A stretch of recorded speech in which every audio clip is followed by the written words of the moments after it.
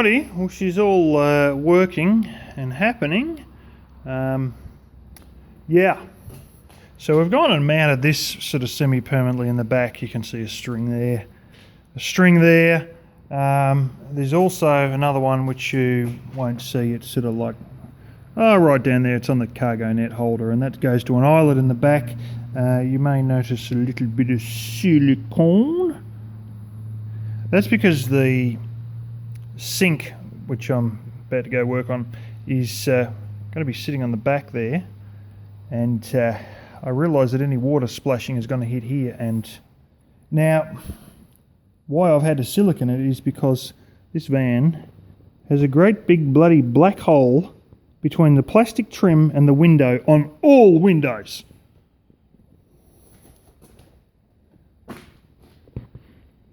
Including that one.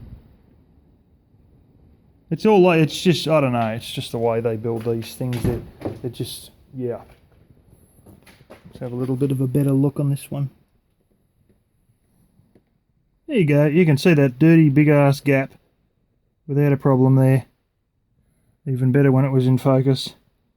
But that's a big gap, you know, and I don't need water running around down there. By the way, it's a great place to put Reflectix.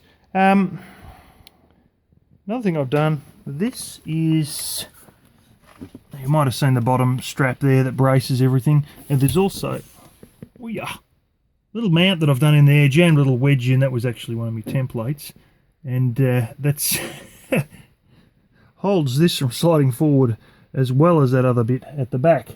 But let's cut to the chase. Here is my legs.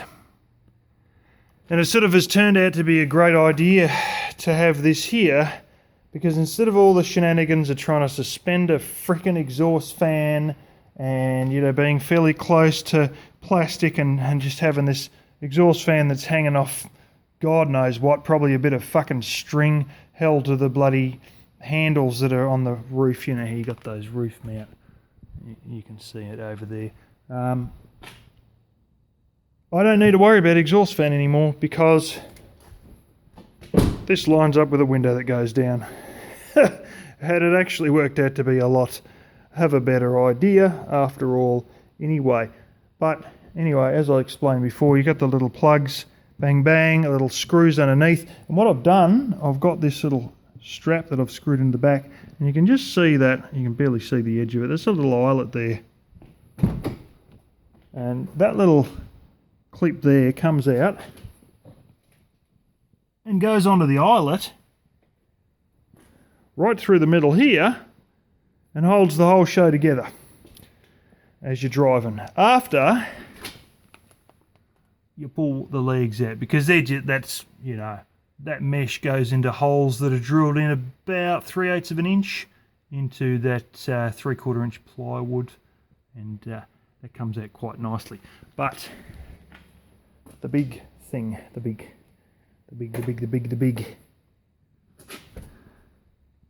Yeah. And if we sink the stupid carpet down a bit more, it goes even more level. lot better than the other one. Hang on a second, I'll just drop this on the other one and we'll have a look how full of shit the other one was.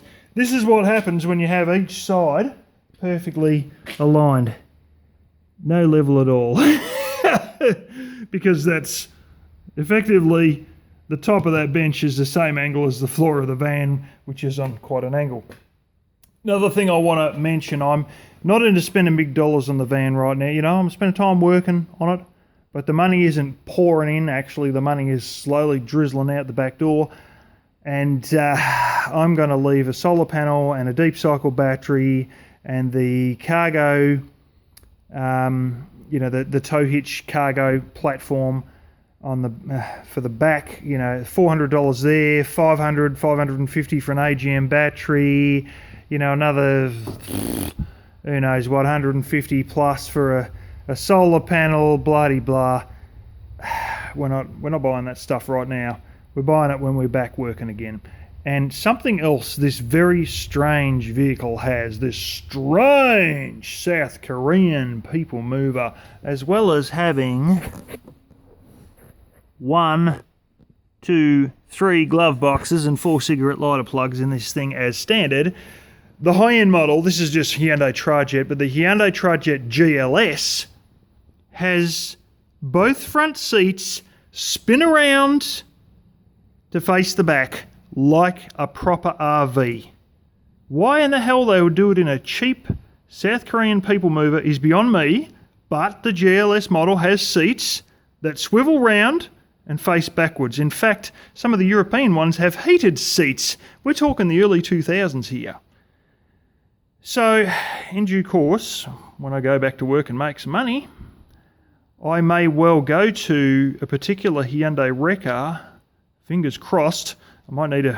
Fingers crossed they've got some. I might need to do a bit more searching, but I just hope that the dedicated Hyundai wrecker in the capital has the swivel seats, and I can give myself a bit more room on that side over there by leaving that seat permanently turned round, at which point it won't do anything. It's just slides forwards and back, and that's it. Same with this one.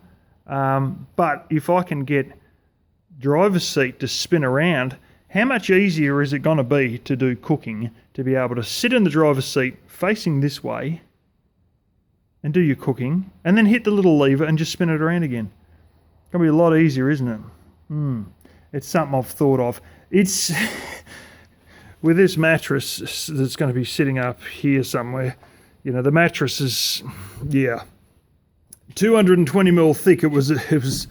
It's more like 8 inches thick than the 4 inches or whatever I said last time, and it's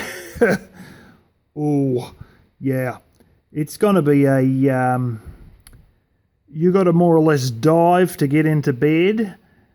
And that's not a problem getting in, it's the getting out, it's the reverse dive to get out that's going to be a pain in the freaking ass.